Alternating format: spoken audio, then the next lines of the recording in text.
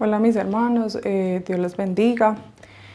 Vamos a continuar entonces en estos tiempos de enseñanza respecto a la nueva vida en Cristo y vamos a ver hoy el paso número 11 que tiene que ver con las ordenanzas.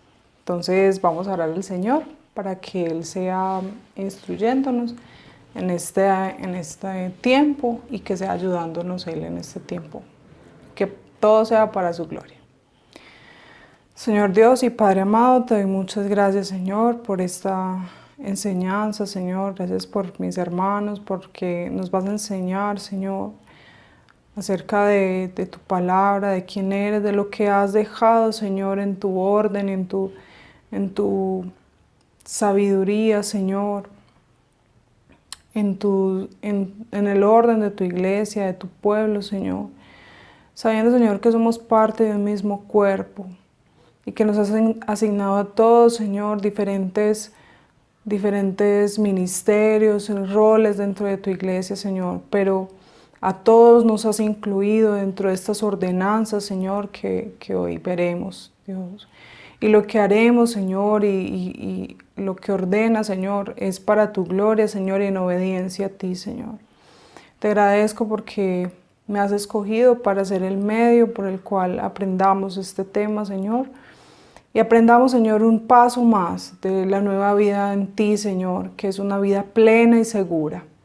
Gracias, Señor, por este tiempo y por mis hermanos. Ayúdanos y bendícenos. En el nombre de Cristo Jesús. Amén y amén. Bueno, mis hermanos, entonces vamos a hablar acerca de las ordenanzas y les voy a dar unas pocas preguntas como preliminares o como introductorias a lo que vamos a ver, y es, a lo que yo les pregunto ustedes deben responderme si falso o verdadero. Entonces, ¿debo bautizarme para ir al cielo? ¿El bautismo y la Santa Cena me ayudan a ser más santos? Los elementos de la Santa Cena simbolizan la sangre y el cuerpo de Cristo. Bueno, espero que lo que va a correr de este tiempo nos ayude a aclarar un poco esto que acabamos de ver. Entonces, primero que todo, vamos a hablar acerca del bautismo, ¿sí? Antes de ascender al cielo, el Señor Jesús dio una enseñanza respecto al bautismo. Justo en el preciso momento antes de él ascender al cielo, él mandó a hacer algo a sus discípulos. Y ese algo está en Mateo 28, del 19 al 20. Y en este texto es algo muy bonito. Vamos a abrir la palabra en Mateo 28, 19. Dice, por tanto, id y haced discípulos a todas las naciones, bautizándolos en el nombre del Padre y del Hijo y del Espíritu Santo, enseñándoles que guarden todas las cosas que os he mandado. Y aquí yo estoy con vosotros todos los días hasta el fin del mundo. Amén. Entonces, hay algo muy importante que él le manda a hacer a sus discípulos y es también ir a ser discípulos. ¿Y cuál era el primer paso para ser discípulo? ¿Cuál es el primer paso que se debe cumplir para ser discípulo? Dice ahí mismo en la Escritura, por tanto, id y haced discípulos a todas las naciones. ¿Cómo? Bautizándolos en el nombre del Padre y del Hijo y del Espíritu Santo. Y de ahí en adelante sigue diciendo varias cosas que los discípulos tenían que hacer para ser nuevos discípulos, y era algo similar o esencial o parte esencial de lo que Jesús mismo había enseñado en su discipulado, en la manera como discipuló a los que estaban con él, que era enseñándoles que guarden todas las cosas que os he mandado. Es decir, así mismo como ellos aprendieron de Cristo, así ellos debían hacer. Enseñarles a las personas a que guardaran todas las cosas que Jesús les había mandado. Pero primero que todo, el bautismo, bautizándolos en el nombre del Padre y del Hijo y del Espíritu Santo. Miren algo muy importante ahí, que es que Jesús no les está sugiriendo, no les está diciendo, bueno, si ustedes quieren o si los otros quieren, entonces, bueno, bautícense. No, dice, por tanto, id, o sea, es imperativo, es un mandamiento, es un mandato de ir y hacer discípulos bautizándolos, es un mandamiento, no es opcional. Cada creyente o cada persona que se quiera o que se identifique como cristiano debe haber sido bautizado. Pero es importante tener en cuenta que el bautismo no es un requisito para ser salvo. Es decir, si una persona recibe al Señor, no es que para ser salvo se tenga que bautizar, sino que de hecho es el resultado de que realmente ha recibido a Cristo y empieza a vivir una nueva vida en Cristo.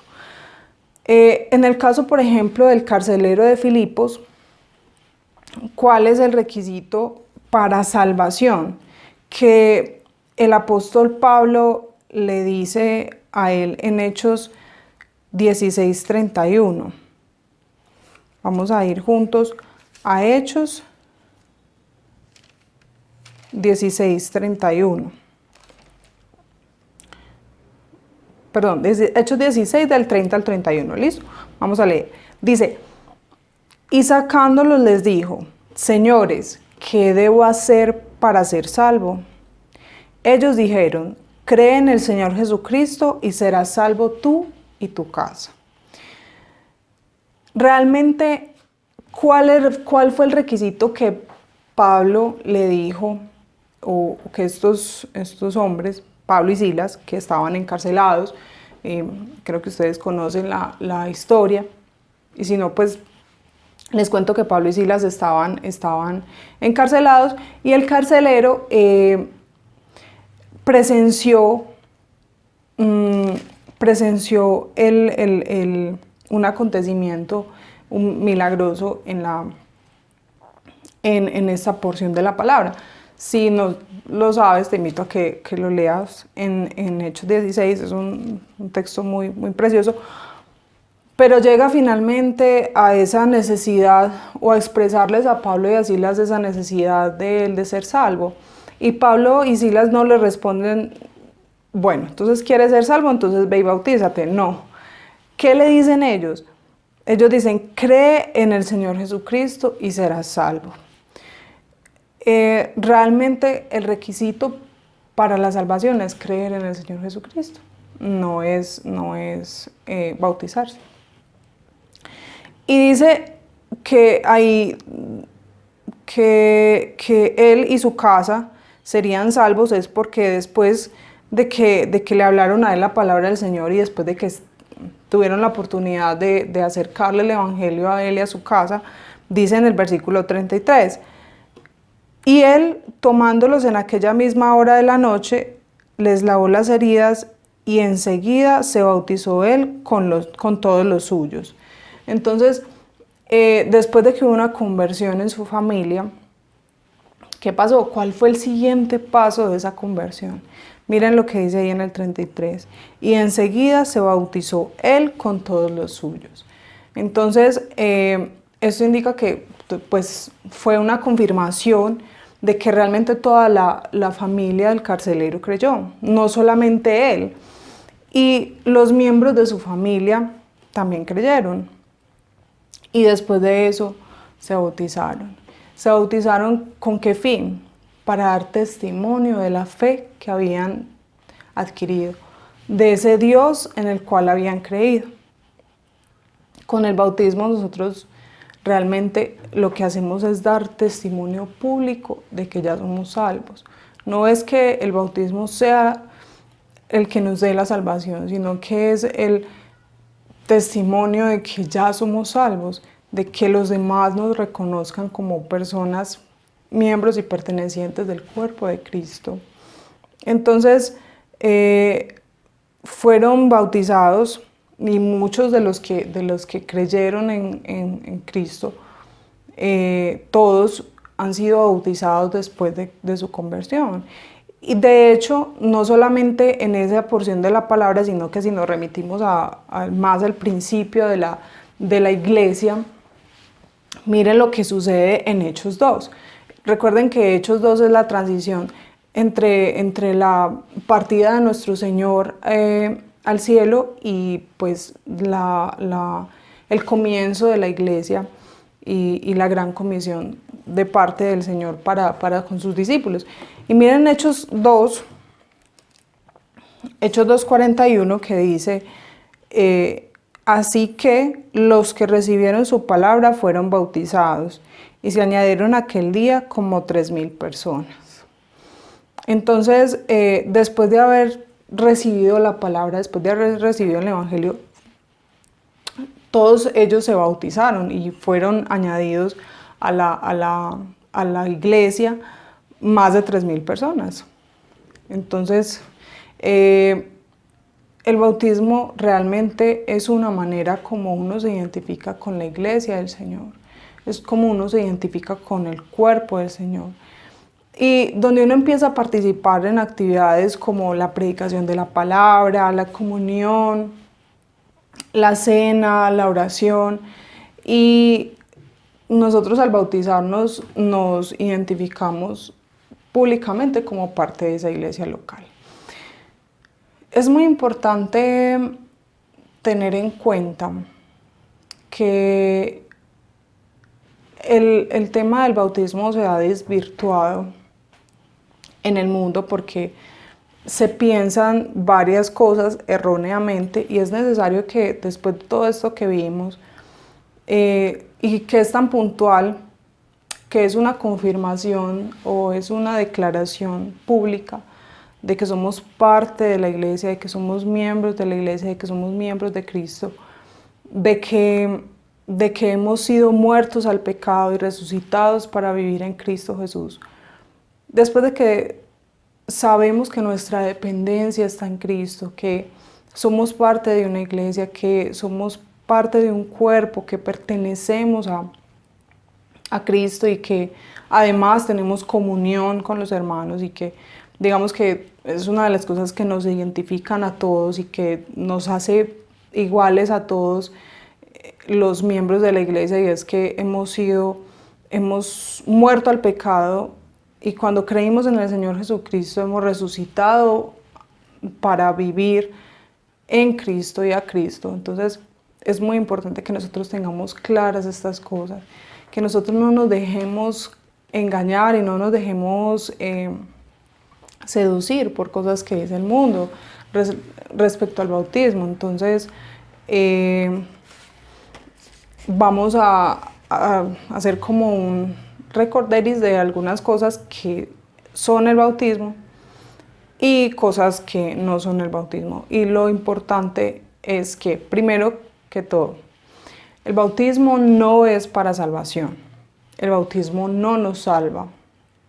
Como ya lo vimos en los versículos anteriores, como lo vimos en Hechos 16, lo que nos salva es creer en Cristo para salvación. Segundo punto es que tampoco es un paso hacia la salvación, es decir, no es como que me convierto, después me bautizo y ahora sí soy salvo, no. Solamente el creer en Cristo me hace salvo, sino que es un testimonio público de que somos salvos, es decir, es una evidencia delante de todos de que hemos sido salvados, de que hemos reconocido a Cristo, que hemos creído en Él y que hemos pasado de las tinieblas a la luz y que somos parte de un cuerpo. Entonces, no es que sea un paso más hacia la salvación, sino que es un testimonio público de que somos salvos. Y adicional, tercero, es que el bautismo no nos hace santos, no nos hace más santos, ¿sí? No es que esto tenga un misterio o tenga algo espiritual raro, sino que no es que nos haga más salvos por el hecho de yo sumergirme o bautizarme, yo ya soy más santa. No, de hecho es que es un paso que nos motiva a vivir en santidad. O sea, es algo que cuando lo hacemos tenemos una motivación más para parecernos más a Jesucristo, de la manera como Él lo hizo, como Él se dio a sí mismo, como Él también se bautizó y cumplió esta ordenanza, así nosotros también, y de la manera como Cristo murió y resucitó. En un acto simbólico, nosotros los cristianos, cuando nos sumergimos y volvemos a salir de las aguas, quiere decir que hemos enterrado el pecado y que hemos renacido para Cristo, que hemos renacido para una nueva vida en Él. Entonces, no es que nos haga más santos, es que nos anima a vivir en santidad y nos anima a vivir de la manera como Cristo vivió. Entonces es ese paso de reconocimiento de que soy una nueva criatura y que soy nuevo, que soy nueva en Cristo Jesús, de que somos nuevos en Cristo Jesús, de que somos hijos de Dios. Bueno, ese es el bautismo. Vamos ahora para la siguiente ordenanza. Entonces, la siguiente ordenanza es la Cena del Señor, la Santa Cena. Y la Santa Cena fue instituida por el Señor Jesús la noche antes, o la noche previa a su crucifixión, es decir, la noche que fue entregado como señal de compromiso del nuevo pacto. Por eso es sagrado y especial. No es un sacramento, no es algo mágico, no es algo místico, no es algo peliculesco ni nada. No, es algo sagrado, es algo que el mismo Señor Jesucristo instituyó y que representa varias cosas que vamos a ver a continuación, pero dentro de esas es también la comunión con el cuerpo de Cristo, entonces, y el sacrificio del Señor. Entonces vamos a empezar a ver qué dice la palabra respecto a él. ¿Listo? Entonces vamos a leer en 1 Corintios 11, del 23 al 26.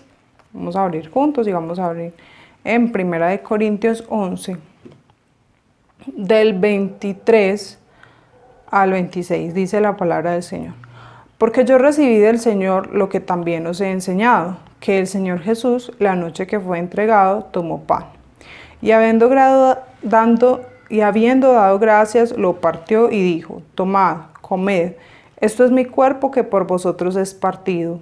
Haced esto en memoria de mí. Asimismo tomó también la copa, después de haber cenado, diciendo: esta copa es el nuevo pacto en mi sangre. Haced esto todas las veces que la bebiereis en memoria de mí. Así pues, todas las veces que comiereis este pan y bebiereis esta copa, la muerte del Señor anunciáis hasta que Él venga. Acá nos deja un claro concepto, un claro significado de lo que es la Cena del Señor. ¿Sí? Dice que adicional también dice cuál es el propósito de la Cena del Señor, ¿cierto? Y lo dice en el versículo 26. Así pues, todas las veces que comieres este pan y bebieres esta copa, la muerte del Señor anunciáis hasta que Él venga. ¿Qué anunciamos nosotros cuando compartimos la Cena del Señor?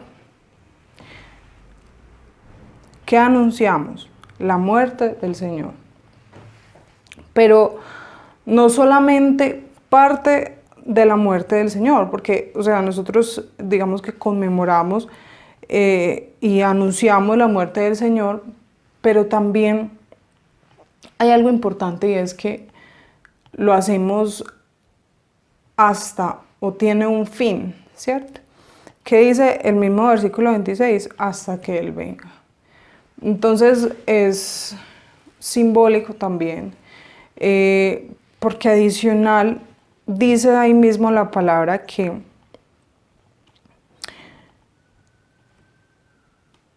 que Él entregó su cuerpo y su sangre por nosotros, para salvación. Esto es lo que significa hacerlo en memoria de Él. Miren lo que es el versículo 24 y 25. Y habiendo dado gracias, lo partió y dijo: tomad, comed, esto es mi cuerpo que por vosotros es partido. Haced esto en memoria de mí. Asimismo, tomó también la copa después de haber cenado, diciendo: esta copa es el nuevo pacto en mi sangre. Haced esto todas las veces que la bebiereis en memoria de mí. En memoria de mí. Él habría de hacer un sacrificio por nosotros. Él habría de sacrificarse por nosotros. Él para esa hora ya estaba próximo a su muerte. Y lo que nos dejó fue una institución, una ordenanza, para que nosotros lo hagamos recordando o en memoria de nuestro Salvador, en memoria de nuestro Rey, nuestro Redentor, nuestro Salvador.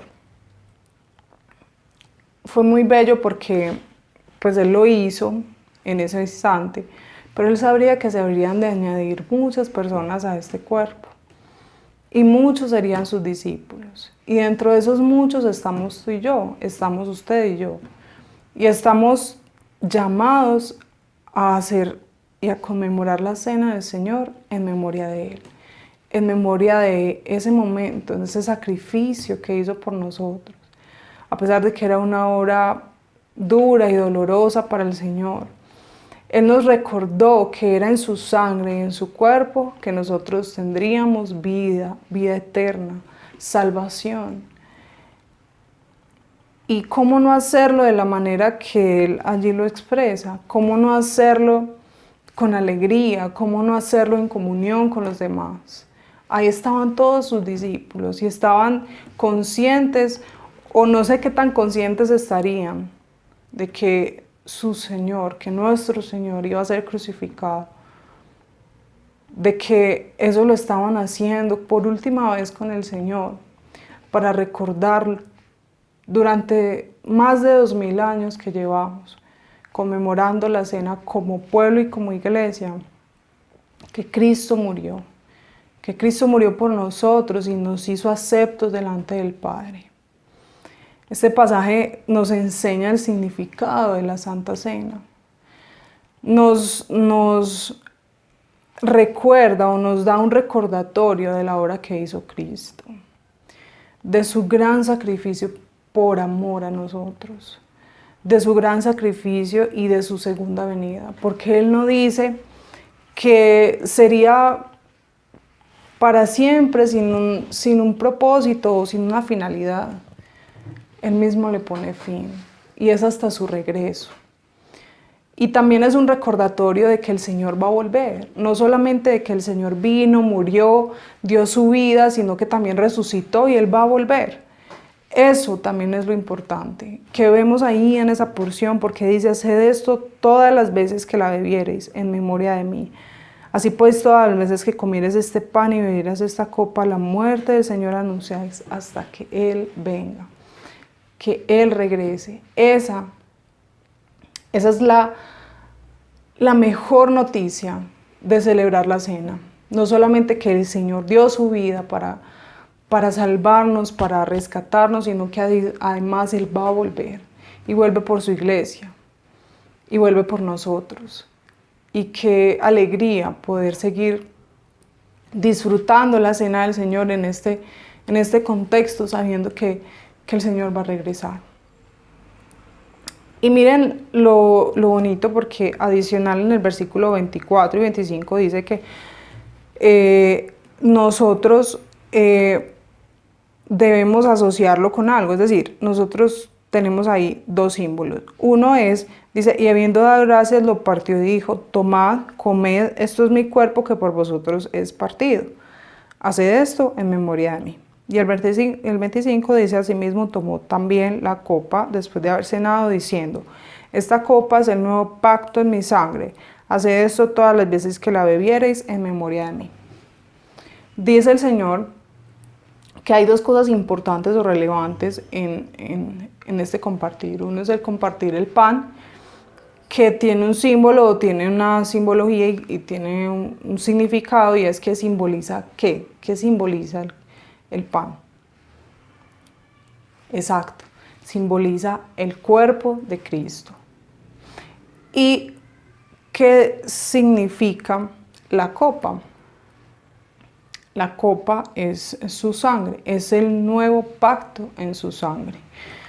Es lo que el Señor nos dejó saber como el medio por el cual nosotros todos, incluyendo a judíos y gentiles, habríamos de ser salvos. Por medio de la sangre derramada, por medio de su cuerpo entregado. Entonces una vez más, es un símbolo de algo que como iglesia reconocemos, así como el bautismo representa o simboliza mi nuevo nacimiento en Cristo. Asimismo, la cena del Señor representa, el pan representa el cuerpo de Cristo que fue entregado por nosotros, y la copa representa la sangre que fue entregada por nosotros. Y si vamos ahí mismo, al versículo 27, hay algo muy, muy importante que dice que de tal manera que cualquiera que comiere este pan o bebiere esta copa del Señor indignamente, será culpado del cuerpo y de la sangre del Señor. Por tanto, pruébese cada uno a sí mismo y coma así del pan y beba de la copa. Porque el que come y bebe indignamente, sin discernir el cuerpo del Señor, juicio come y bebe para sí. Por lo cual hay muchos enfermos y debilitados entre vosotros, y muchos duermen. Si pues nos examinásemos a nosotros mismos, no seríamos juzgados. Y dice que antes de la cena del Señor debemos probarnos a nosotros mismos. ¿Y qué significa esto? Significa que nosotros debemos probar y examinar nuestros pensamientos, nuestras acciones, todo aquello que vaya en contra del Señor, nuestro pecado. Y debemos arrepentirnos de él. Es muy importante, porque dice la palabra que quien no se examine y no se pruebe a sí mismo, dice que está bebiendo esta copa y está comiendo este pan indignamente, y será culpado del cuerpo y de la sangre del Señor. Es muy delicado y es muy importante que nosotros, cada que vayamos a participar de la cena del Señor, primero vengamos delante del Señor y estemos a cuentas con Él, que estemos en paz con Él y que nos arrepintamos de nuestros pecados. Y que sea esta la oportunidad también para venir delante del Señor, y que también tengamos esa como una oportunidad para fortalecer o mejorar nuestra comunión con nuestros hermanos. Porque debemos confesar el pecado del Señor y arrepentirnos de él. Así como dice también en 1 Corintios 10, del 16 al 17, que dice: la copa de bendición que bendecimos no es la comunión de la sangre de Cristo. El pan que partimos no es la comunión del cuerpo de Cristo. Siendo uno solo el pan, nosotros, con ser muchos, somos un cuerpo, pues todos participamos de aquel mismo pan. Qué bello. Qué bello este texto que nos dice: todos estamos en igualdad de condiciones. Todos estamos bajo la misma línea. Todos los que pertenecemos al Señor y que somos parte del cuerpo de Cristo, los que participamos de la misma cena, los que participamos del mismo pan y de la misma copa, todos nosotros somos partícipes de la sangre del Señor, somos partícipes de un mismo cuerpo y por tanto debemos tener comunión. Es muy importante que nosotros entendamos que como cuerpo de Cristo y como miembros de la iglesia, nosotros debemos andar en comunión con nuestros hermanos. debemos obedecer a la palabra del Señor, debemos estar siempre de acuerdo con el Señor, pero también debemos estar en paz con nuestros hermanos. También debe esta ser una ocasión en la que nosotros nos acerquemos a nuestros hermanos, que eliminemos cualquier resentimiento, cualquier molestia, enojo con nuestros hermanos. Que sea esta la oportunidad cuando vayamos a celebrar la Cena del Señor, antes de hacerlo, ponernos a cuentas también con nuestros hermanos y tener comunión con ellos, porque si nuestra copa o si la copa que bebemos es la comunión de Cristo y si el pan que partimos es la comunión del cuerpo de Cristo, y si siendo muchos tenemos un solo pan y partimos un solo pan, esto quiere decir que hacemos parte de un mismo espíritu, de una misma comunión. Por eso nosotros debemos participar siempre, siempre en comunión con nuestros hermanos de la Cena del Señor. Entonces, habiendo sabido todas estas cosas y de la Cena del Señor o de la Santa Cena, pues también hemos conocido algunos conceptos que están equivocados en relación a la Cena del Señor, ¿sí? El primero de ellos, que vale la pena aclarar, es que la cena no es un sacramento, no es algo mágico, no es algo místico, no es algo que contenga literalmente el cuerpo de Cristo, sino que es un mandato del Señor para recordarnos. Recuerden que es para anunciar la muerte del Señor y que somos salvos por Cristo, y también anunciar que lo hacemos hasta que el Señor, que nuestro Señor vuelva. También es una forma de declararle al mundo que el Señor va a volver. El segundo es que no nos hace más santos, como el bautismo no es algo que no es un sacramento que nos hace más, no es un sacramento, no nos hace más salvos, no es una intención de volvernos más salvos o más santos, sino que nos motiva a ser más santos, a ser santos. Nos motiva a vivir en santidad.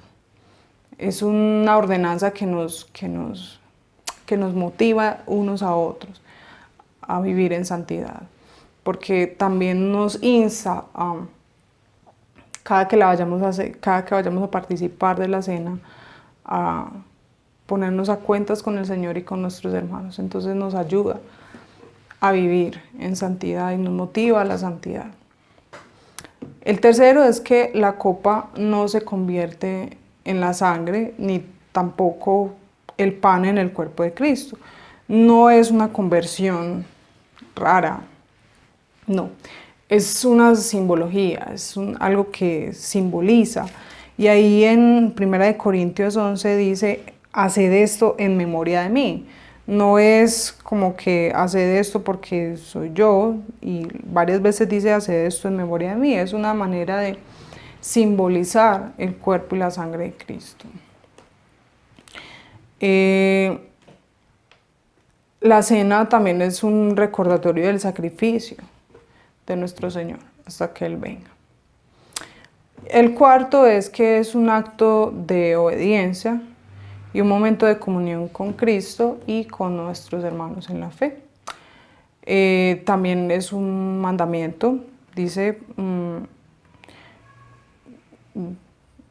todas las veces que comieres este pan y beberes esta copa, la muerte del Señor anunciáis hasta que Él venga. Da por sentado que nosotros vamos a hacer lo mismo que Él habría hecho.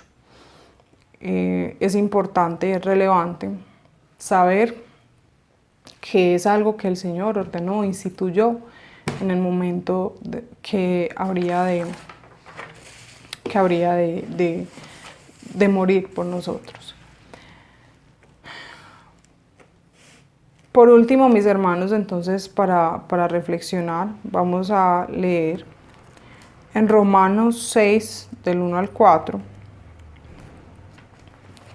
Romanos 6, del 1 al 4, que dice: ¿Qué pues diremos? ¿Perseveraremos en el pecado para que la gracia abunde? En ninguna manera, porque los que hemos muerto al pecado, ¿cómo viviremos aún en él? ¿O no sabéis que todos hemos sido bautizados en Cristo Jesús? Todos los que hemos sido bautizados en Cristo Jesús, hemos sido bautizados en su muerte.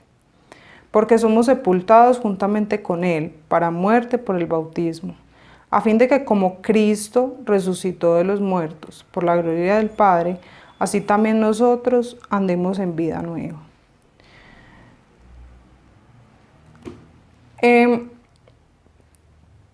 Aquí se usa la palabra bautismo para hablar de nuestra identidad con Cristo. Ese es un símil, es una comparación de nuestra vida o el acto del bautismo con la vida de Cristo y el sacrificio de Cristo. El bajar al agua simboliza nuestra identidad con Cristo en su muerte y sepultura. El subir del agua simboliza nuestra resurrección a una nueva vida.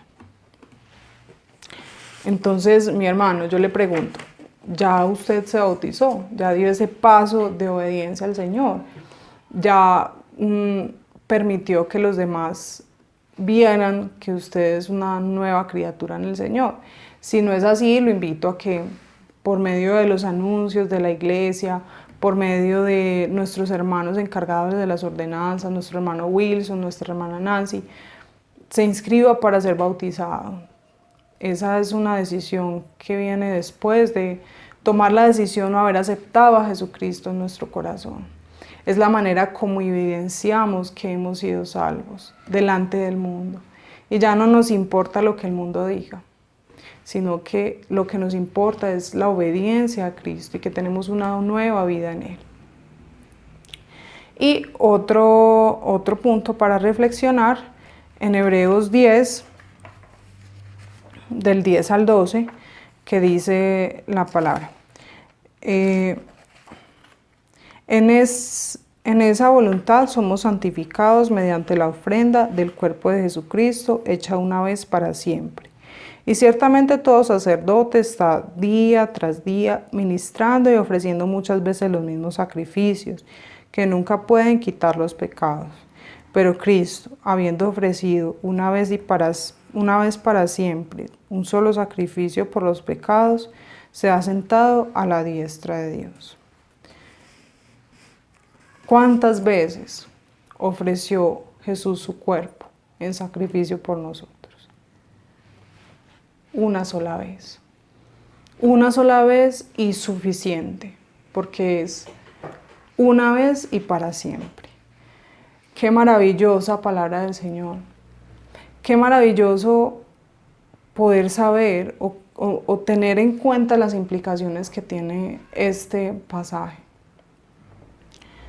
Cuando un sacerdote del pueblo tenía que ir a ofrecer día tras día sacrificio por el pueblo, por los pecados del pueblo, tenía que exponerse incluso a la muerte por ir a hacer un sacrificio por un pueblo, por los pecados del pueblo. Nuestro Señor tomó esa iniciativa y dio su vida como aquel cordero sin mancha, y entró una vez y para siempre delante del Padre, habiendo hecho un sacrificio que nos hizo a nosotros aceptos delante de Él. ¿Qué implicaciones tan grandes tiene? Y eso nos invita a pensar cómo vamos a celebrar la próxima cena del Señor, cómo vamos a participar de la mesa del Señor, cuando el Señor mismo nos dio la gracia para que podamos participar y para que podamos sentarnos a la mesa con Él, compartir con nuestros hermanos y disfrutar de ese sacrificio tan grande que hizo por nosotros. Eso es lo más importante.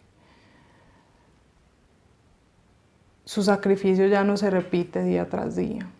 Se hizo una vez y para siempre. Con eso fue suficiente y bastó solo con eso para que nosotros podamos vivir para Él. Y vamos espero que podamos memorizar. El texto para memorizar es Mateo 28, 19, que dice: por tanto, id y haced discípulos a todas las naciones, bautizándolos en el nombre del Padre, y del Hijo, y del Espíritu Santo. Mateo 28, 19. De nuevo. Por tanto, id y haced discípulos a todas las naciones, bautizándolos en el nombre del Padre, y del Hijo, y del Espíritu Santo. Espero, mi hermano, que se lo aprenda, que se lo memorice y que el Señor le ayude a guardarlo en su memoria, para que sepamos que primero nuestra tarea es predicar a Cristo, y segundo, una vez que aceptamos a Cristo, nuestra tarea es bautizarnos en símbolo de obediencia al Señor, en símbolo de pertenencia al Señor. Vamos a orar y vamos a darle gracias a Dios por este tiempo. Señor Dios, Padre amado, te doy muchas gracias por esta porción de tu palabra, por permitirnos saber, Señor, que hay cosas hay ordenanzas que has dejado, Señor, para gloria tuya y para beneficio nuestro, Señor. Sabiendo que en obediencia, Señor, hacemos estas ordenanzas como símbolo, Señor, de nuestra vida en ti, de nuestra nueva vida en ti, Señor, de lo que significa vivir para ti, que es morir al pecado, resucitar para ti y vivir una vida, Señor, plena, donde recordemos el sacrificio tan grande que has hecho por nosotros, Señor. Gracias, Señor, porque nos has dado las herramientas para que en la próxima cena, Señor, que celebremos juntos, reconozcamos, Señor, que no lo debemos hacer indignamente, porque seremos culpables de tu sangre y de tu cuerpo, Señor, sino que debemos arrepentirnos de nuestros pecados, Señor, limpiarnos y tener comunión con nuestros hermanos. De esta manera, Señor, sabemos que somos de un solo cuerpo, de un mismo cuerpo, porque tú te entregaste por nosotros, Señor, para que fuésemos salvos. ¿Cómo no hacerlo, Señor, con gratitud y con alegría en nuestro corazón? Si has hecho lo más grande en nuestra vida, Señor. Por eso, Señor, cada que celebremos la cena, sabremos, Señor, que lo hacemos en obediencia a ti, pero también, Señor, con alegría, porque estamos reconociendo, Señor, estamos anunciando tu muerte, pero también, Señor, tu venida, y que volverás en gloria, Señor, para reinar por siempre, Señor. Y esperamos las bodas del Cordero. Y esperamos ansiosos, Señor, tu venida. Y anhelante, Señor, anhelando tu venida.